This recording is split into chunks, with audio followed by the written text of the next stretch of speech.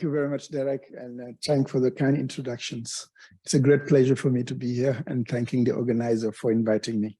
So, one important problem we have to tackle in Africa is epidemic and emergencies. Every year there is 140 outbreak on epidemic in Africa. So meaning with huge impact economically and health.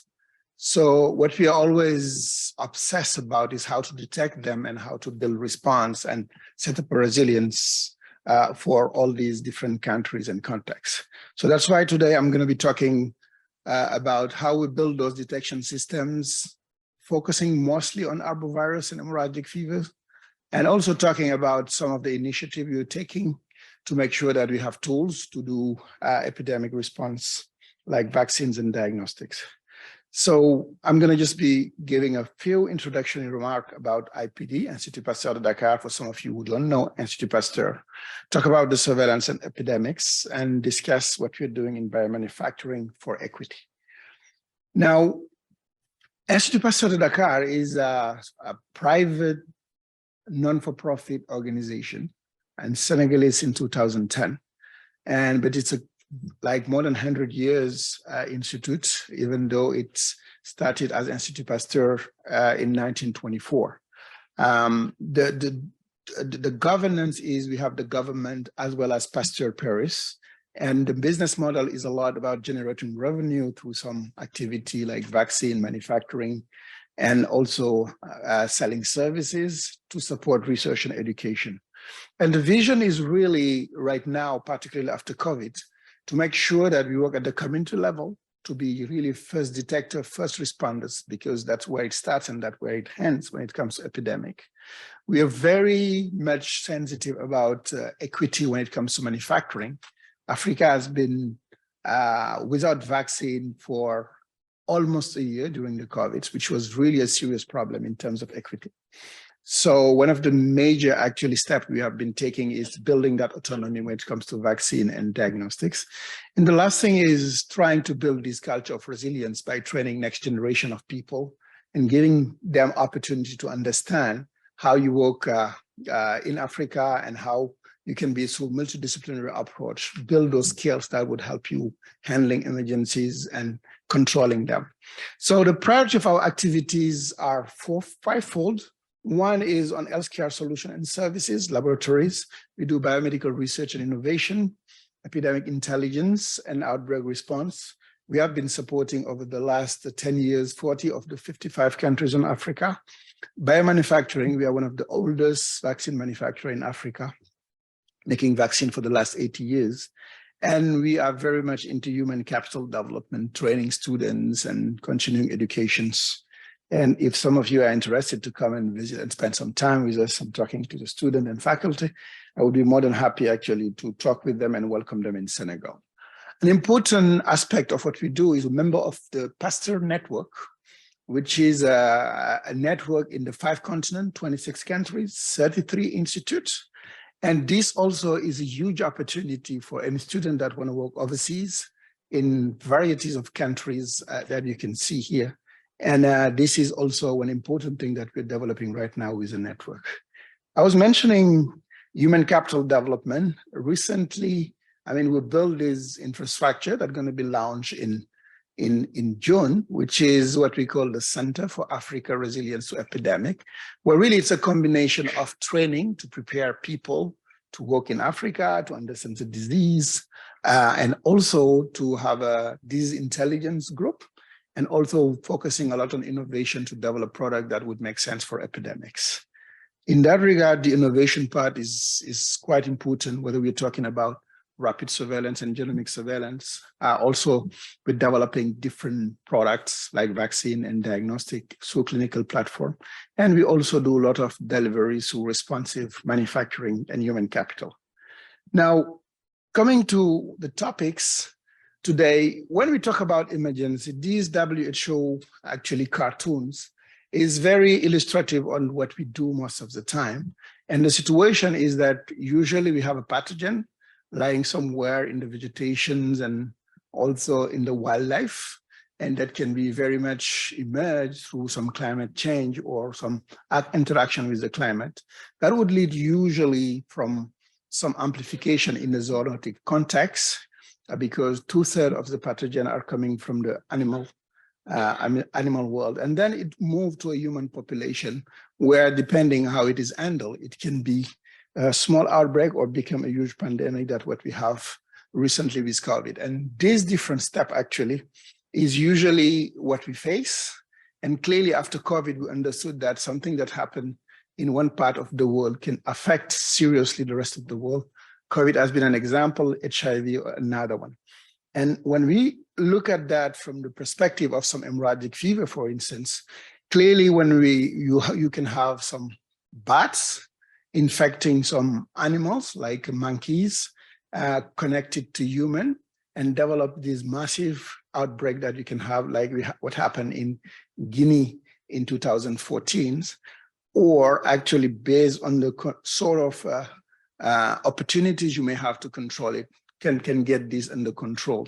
And that's when we're talking about building the resilience, is this capacity to do that on a regular basis and anticipate a maximum, meaning that in the preparedness part, we really do very good surveillance. That would help us to have a very early detection system. And out of that, bring a rapid response to avoid by deployment of vaccine or medical countermeasure to control and then evaluate the situations. This usually would lead to some sort of coordination, very important when we have epidemics, where people would come from different areas, whether we're talking about surveillance, clinical management of patients, behavioral and social change, intervention, and logistics. Those different aspects are quite important as in this slide, but usually what is important is to detect very early those epidemics and emergencies. And that's why in Senegal, we have been building what we call a syndromic sentinel surveillance network, which is really trying to go as early as possible when people have sign to be able to try to detect what potential pathogen is there, and out of that, try to trigger any sort of different reaction to avoid the situation. And this timing is very critical because sometimes the late detection is really what would lead actually to a major epidemic. And I just want to give this example of what happened in Ebola in 2014. Actually, on March 24th, I received some sort of invitation from the Ministry of Health of Guinea, asking us to come and do some diagnostic locally because they couldn't send outside any samples. And it was very difficult for them. And this has been lasting for 3 months. So the day we arrived, we could do the diagnostic for Ebola. But on top of that, 2 days after, it was diagnosed from sample from Liberia. But because there were these 3 months, we end up not fighting one epidemic, but all different foci. So that's why a few months after, it became like a major wave that was very difficult actually to tackle. And that's why the timing is really critical and important into detecting that. And that's why when you use a syndrome, it's much better than trying to diagnose and before trying to diagnose, because then you can capture some signal. So to tell what we're doing in Senegal, we started with a very small sentinel around Dakar in '96 that would move to focusing on influenza-like infections. And later in 2012, we started really a very syndromic approach that I will describe soon, that we keep improving over time up to now, and I will go a little bit more in details. That's what we call here the 4S system, where throughout Senegal, we start with 25 sites, which are in the communities or in the districts or in hospital. And as you would see in all these dots, these sentinel sites are actually reporting for different syndrome, febrile syndrome, influenza-like syndrome, or severe acute respiratory or COVID, malaria, dengue-like syndrome, and diarrhea. And what we're doing is to use some WHO case definition, where usually temperature is the point of entry. And most of the time in Africa, you have to make sure that you rule out malaria. And after malaria, you look at different symptoms that would actually cover the different syndrome you're trying to do.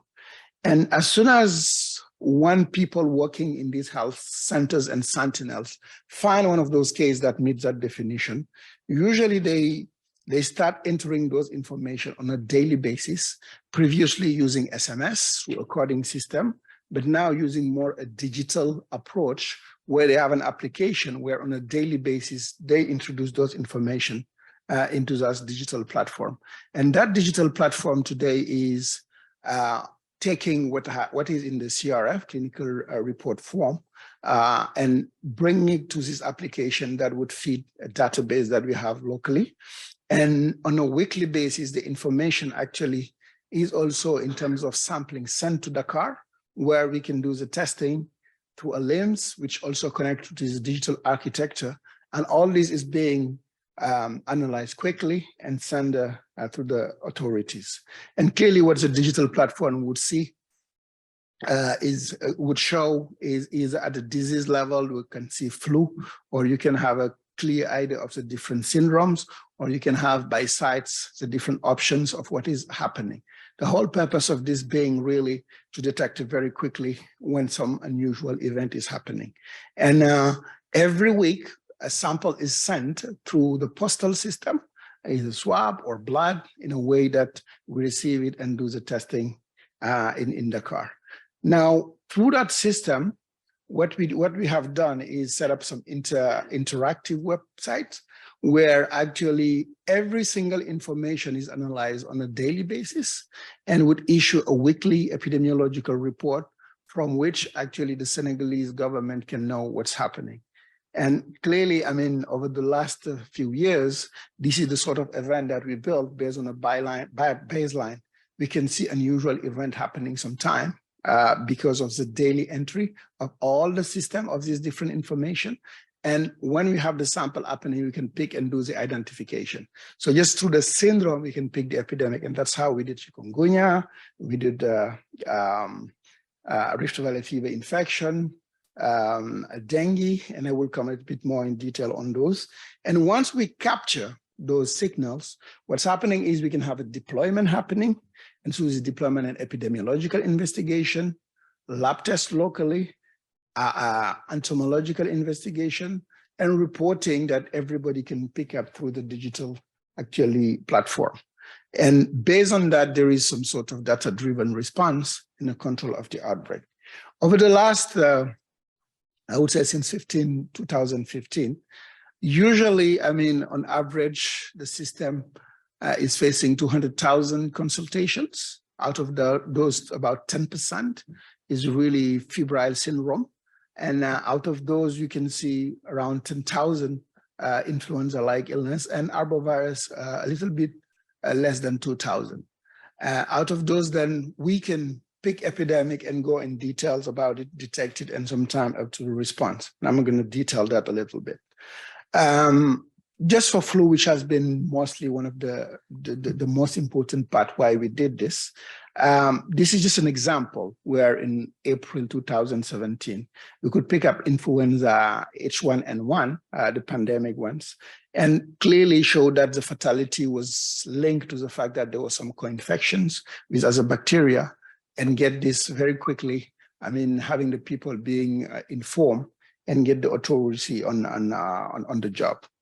This is also through the system that we leveraged when COVID happened.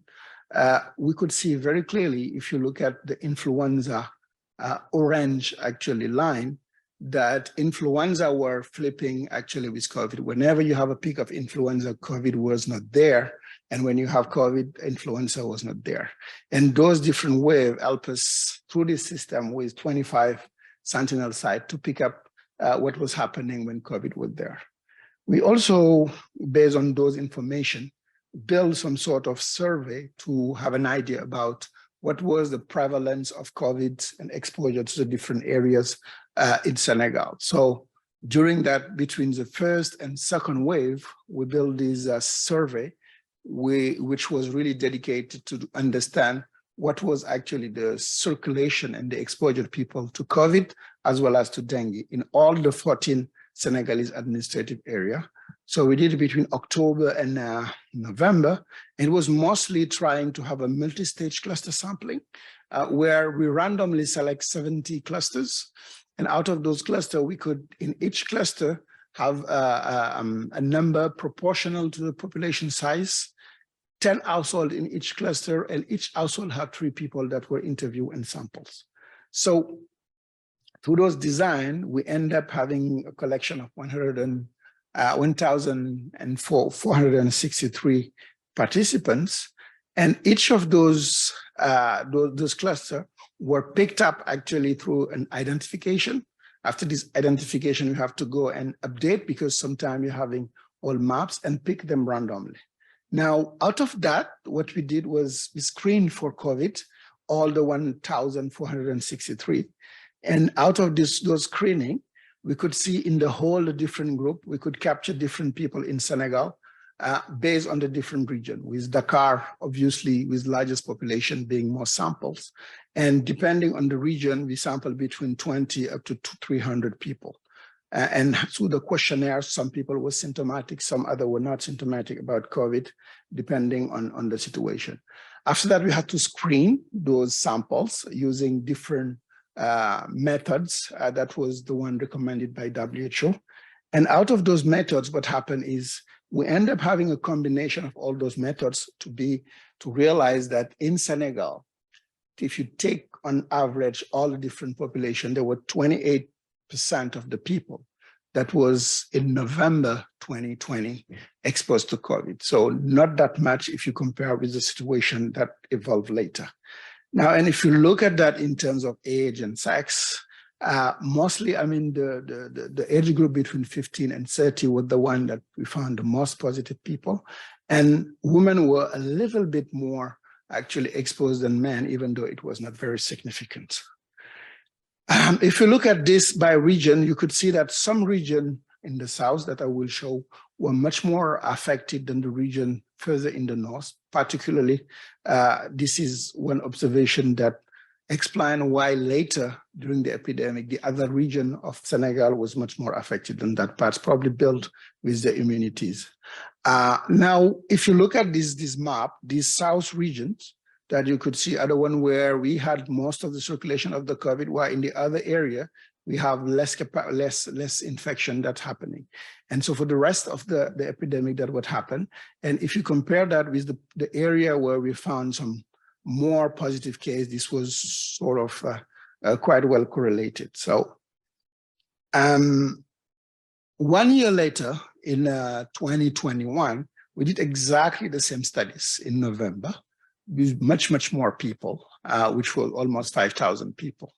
And what you would see here for each region, you would have a bar in blue and a bar in orange, the orange being the 2021s. And you could see that most of the area, after we picked them, have a significant raise in terms of antibody, which was mostly due to the fact that in the meantime, Omicron have circulated and has made sure like most of the people got infected. So even though in Senegal, the vaccination level was not very high, we did not have much case after this period due to Omicron. Now, if I want to just talk a little bit more about the arbovirus and hemorrhagic fevers, what you can see here is through that system in the different region, many arbovirus was detected from 2015 to 2022 in the different region. All these areas are the region we have in Senegal.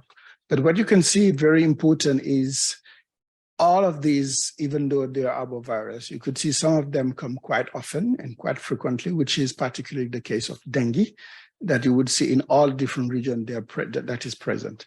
And if you go a little bit more in detail and especially looking at these emergencies during this period, these last 2 years, still dengue is very present, but you have in some area, which is further in the east of the countries, you would see actually there is other arbovirus circulating, particularly Rift Valley fever, yellow fever, Crimean Congo hemorrhagic fever, West Nile, Zika, and chikungunya.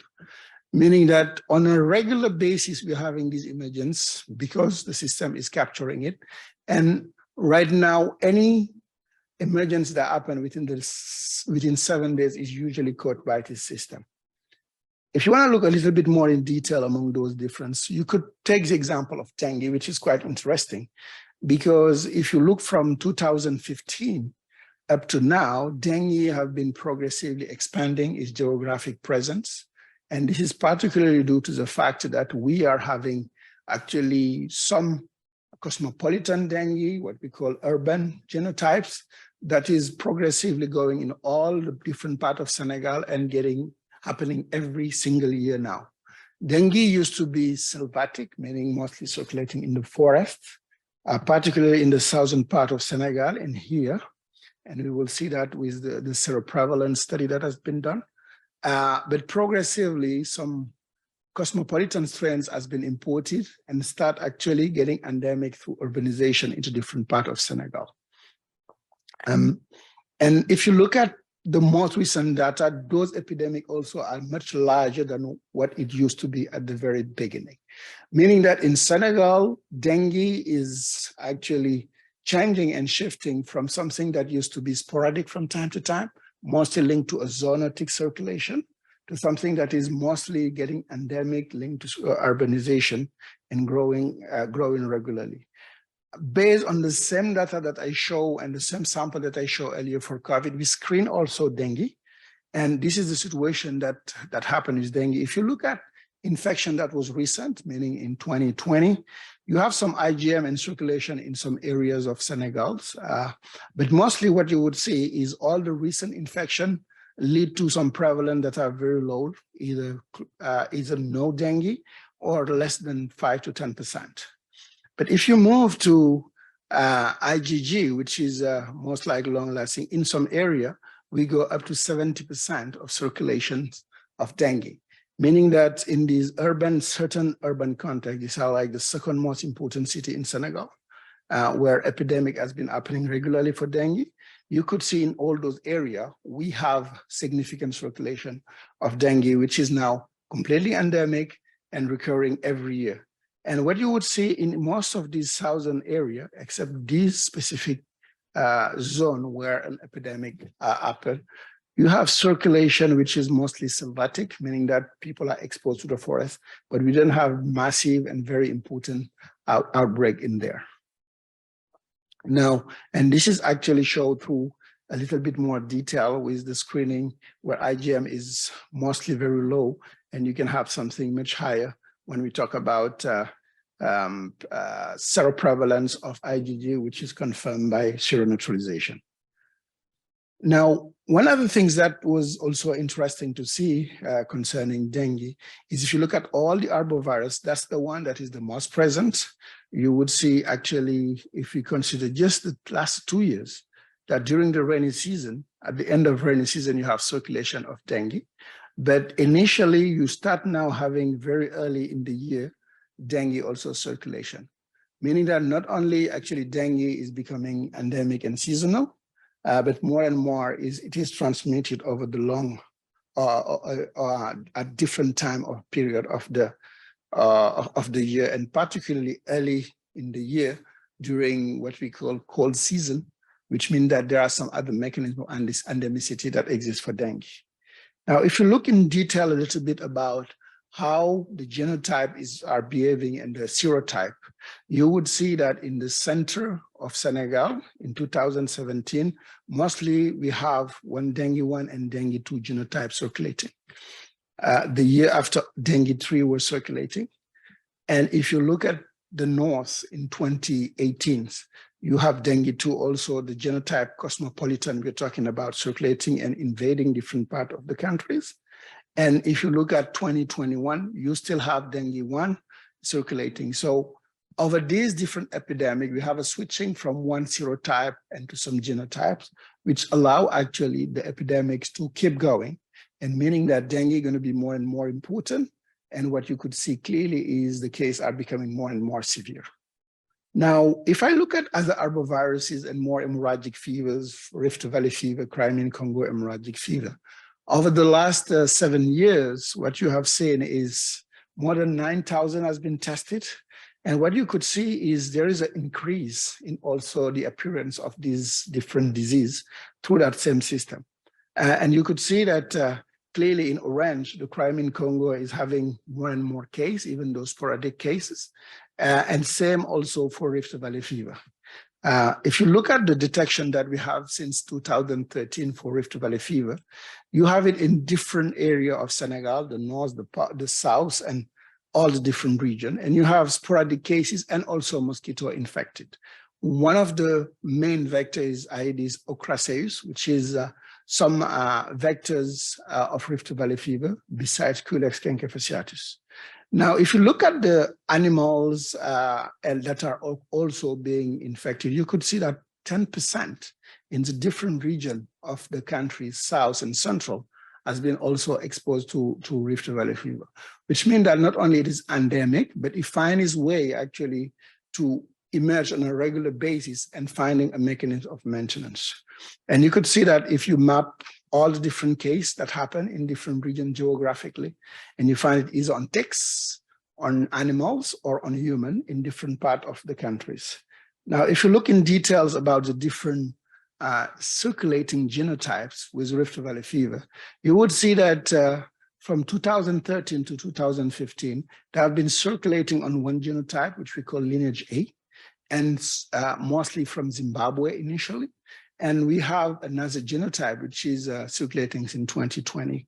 And it is important also to notice that when you analyze a different segment of this virus, which is segmented, they all belong to the same lineage.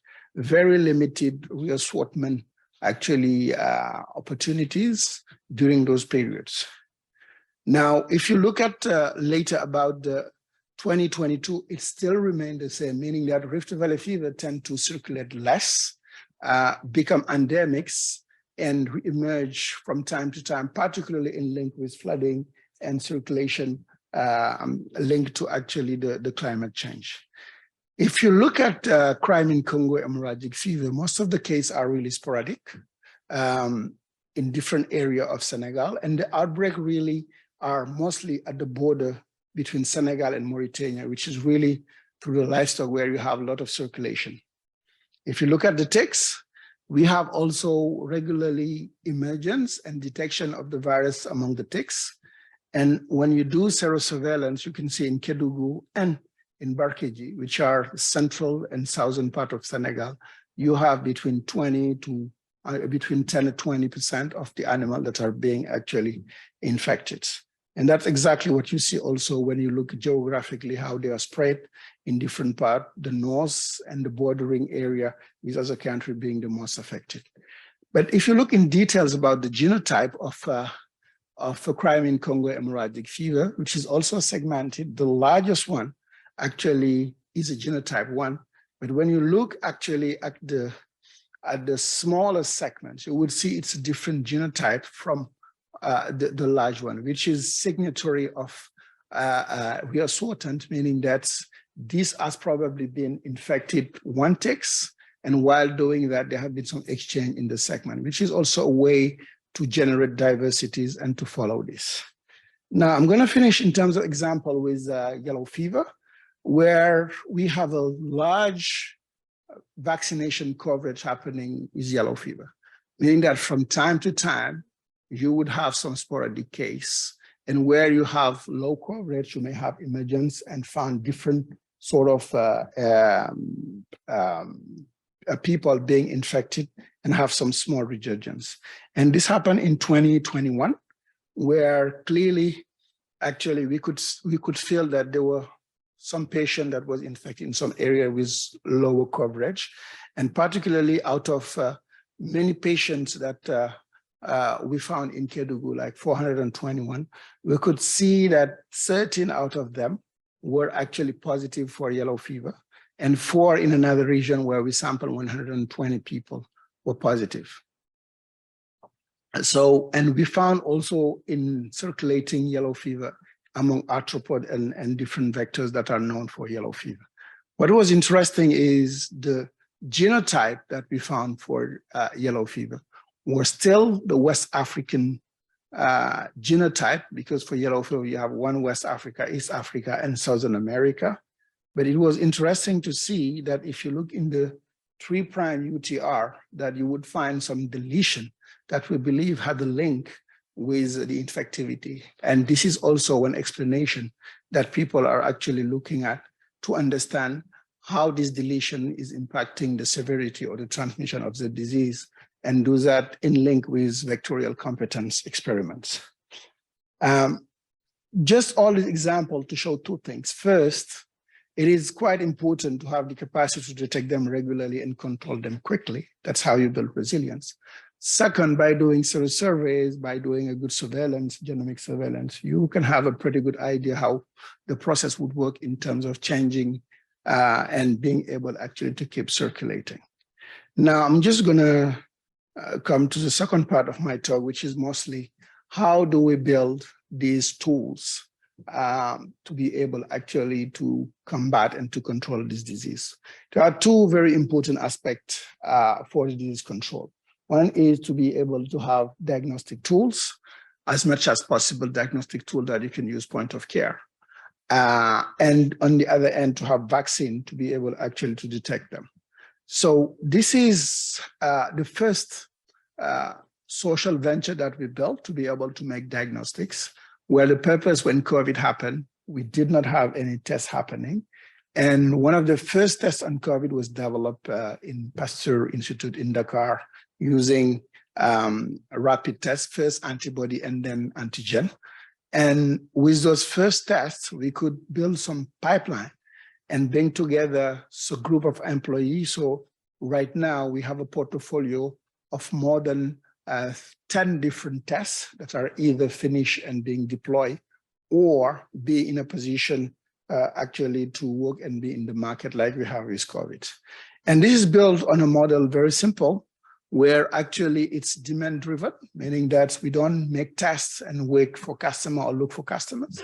But each of those tests that is needed, we have a partnership with different institutions that would actually order, and based on their order, we're going to manufacture, which is very responsive manufacturing.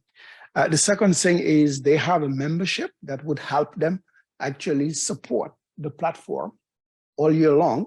And by doing that, actually, only the cost of goods are being charged to the people that are buying those tests. And by doing that, we can have tests that are as cheap as $1 a test and meeting all the international standards. And that's how, for instance, today, one of those COVID tests that has been developed locally called the CEPI, meaning diagnostic in our local languages, is being sold in more than 20 African countries at $1 the test, so which is quite important for a different country to get access to this test. The other part of vector control, which is important, is really the vaccines. If you look at the situation with vaccine today, in Africa, there is 1% of the vaccine that Africa uses that is actually being made in Africa. 99% is imported. And the vision of the African Union is really to build the local capacity for 60% of the vaccine that are used in Africa by 2040 will be made locally. And for that, they will be building 4 different hubs, and those hubs would be in a position to manufacture, to develop, and to train people on vaccine manufacturing. And that's how in Senegal and Pasteur Institute, we built this project called MADIBA. MADIBA standing for Manufacturing Africa for Disease Immunization and Building Autonomy. The whole purpose is really to do high quality vaccine, to be able to supply it and make vaccine in Africa for Africa. And the purpose is really to have capacity to produce actually the drug substance, as well as have capacity to do fill and finish. And we're doing that with some innovative technology. And those innovative technology would help actually to drop significantly the cost.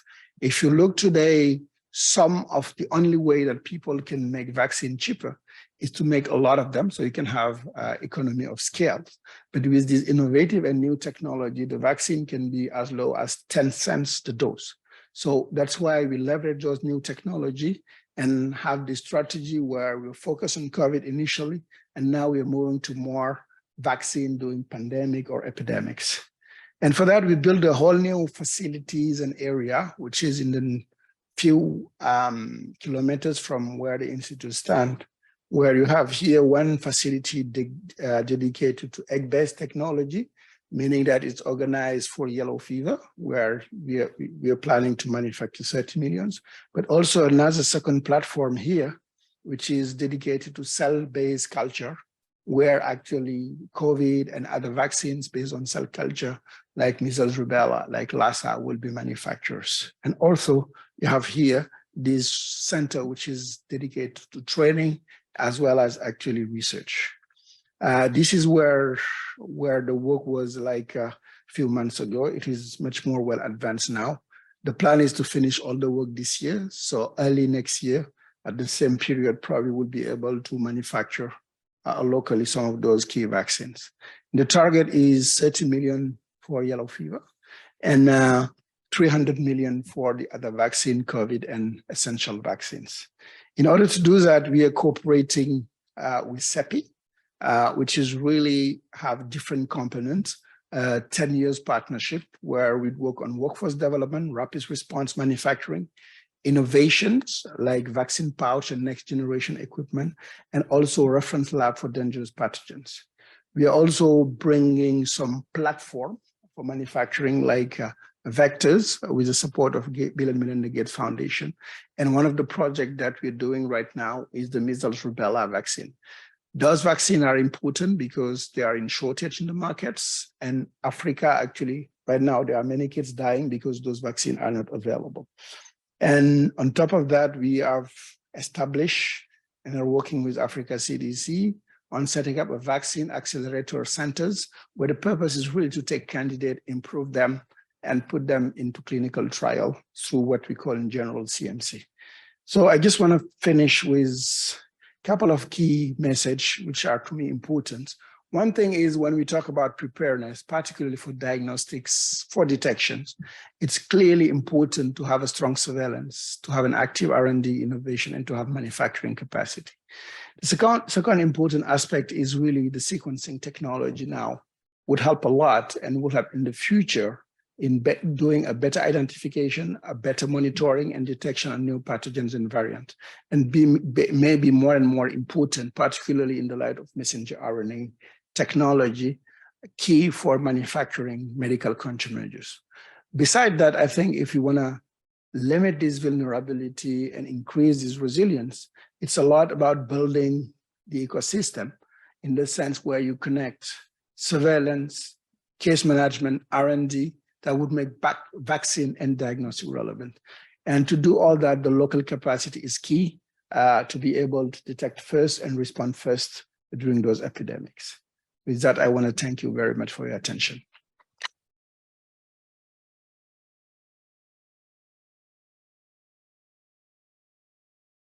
Have some time. Folks have questions.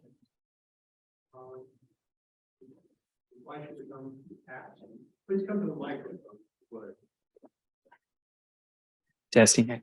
Dr. Sall, thank you so much for a wonderful overview of all the important work you're doing. I just want to ask you about the Institute and your role working with animal health, veterinary health. I know you talked about syndromic surveillance and you mentioned some testing of animals, seroprevalence among animals.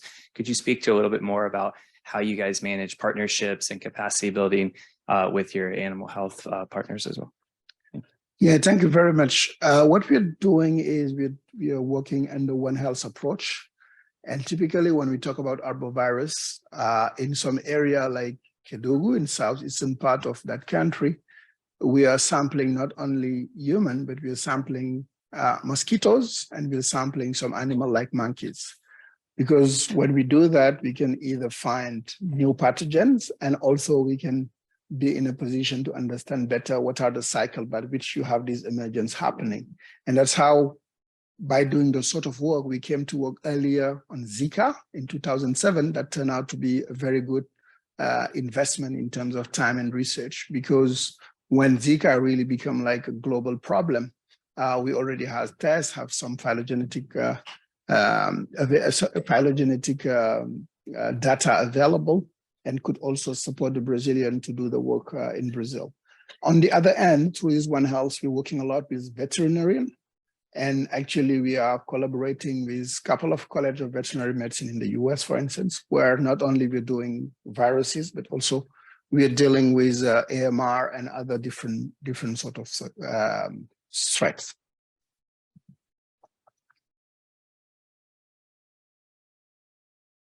Hey, thanks for the presentation. You emphasize on the surveillance of arboviruses. So I'm asking if are there sentinel sites in neighboring countries in the region, and how do you collaborate with these countries? Okay. Yeah, actually, we do start like 1 year ago, an important program with West African Health Organization, as well as with the same component for animal health and Africa CDC, to expand the system I've been describing here to 15 different countries in Africa. The idea being, if we can get in each of those countries some sentinel sites, we would be able actually to have a better idea of the circulation. Typically, if you look at Senegal, within Senegal, there is another country called Gambia.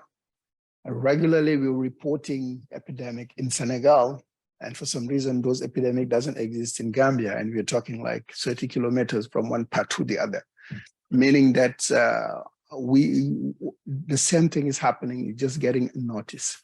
So that's why we start this year with Gambia, where we're gonna have 3 different sites to get started.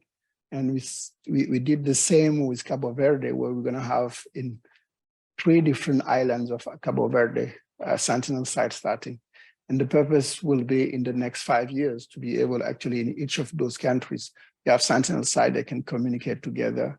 So ideally the same digital infrastructure and putting together the different government to work together.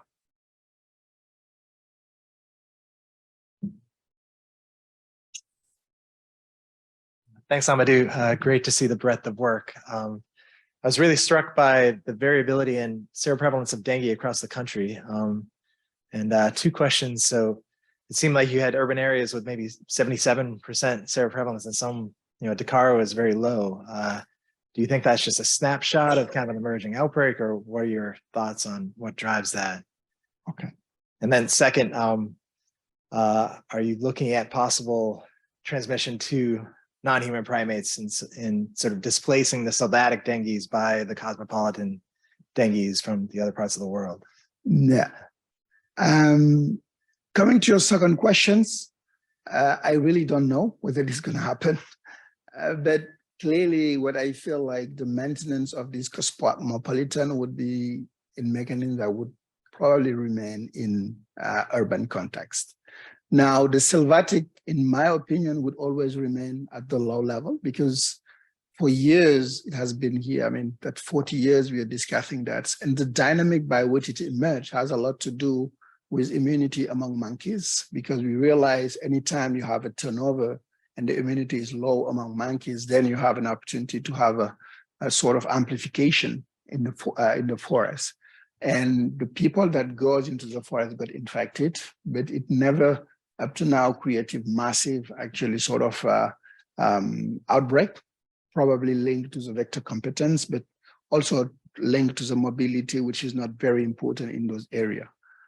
Unlike cities where really my feeling is the importation of a cosmopolitan has given this opportunity of this mosquito actually now to be more and more competent, apparently, because we see larger and larger epidemics.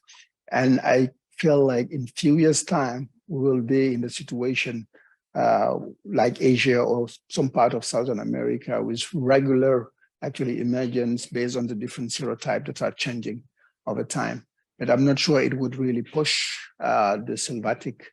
I would bet it's going to be too separate as it is in many cities actually where you have these 2 sort of genotypes circulating. Now, coming to your questions about the situation with Dakar, what we have seen is through those surveillance systems, whenever we sample, probably in Dakar, we are underestimating the people because very clearly, when you sample Dakar, you could see many, many people, but when you screen them, it's much lower for a reason that is really, we don't understand. But clearly, if you look at in other regions, you see that the percentage is much higher, but we don't have really a clear reason why it is that way.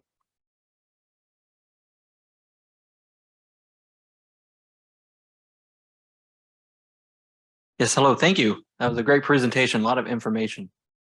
Quick question, did you see any changes in dengue cases during your 2020 outbreak of yellow fever? In dengue, Mhm. we haven't noticed anything special, whether it links or not to yellow fever. My feeling is there was nothing unusual in this epidemic besides like the fact that we see it much more widespread, but this is more like a trend because we saw that in other years where we have more and more geographic expansion without having really necessarily some change in the clinical presentation. But what we see over years is that the dengue case we have more and more severe cases. Initially, we've never seen hemorrhagic cases. Now we start seeing hemorrhagic cases. So my feeling is for dengue, we are like in sort of transition phase. Whether this is impacting yellow fever, I haven't noticed, and I'm not sure about that. Follow-up question, but unrelated. Do you have any hypotheses as to the expansion of Aedes aegypti in your country and how it's kind of moved throughout and grown further? Yeah, when it comes to Aedes aegypti, it's probably the best example of the expansion that you could see is in the area of Kédougou, which is southeastern part of the country. And this has been mostly driven by the active urbanization of that area. Meaning that what we've noticed is that Aedes aegypti that used to be mostly in the forest now is becoming adapted to domestic environment. And because we have more and more actually people building houses, because in that area, people have found gold. So people are getting more and more revenue, and the urbanization is extremely active, and there are a lot of construction happening. And if you look within the bricks, you see more and more larvae of Aedes aegypti that would, in terms of bioecology, would be very different from what we used to see, because mostly Aedes aegypti is very confined to the forest, which is more like Aegypti formosus than Aegypti aegypti. So we have an expansion of Aegypti aegypti. Thank you. Welcome.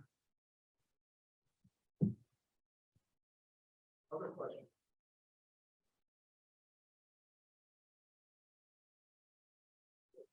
Thank you very much. Thanks.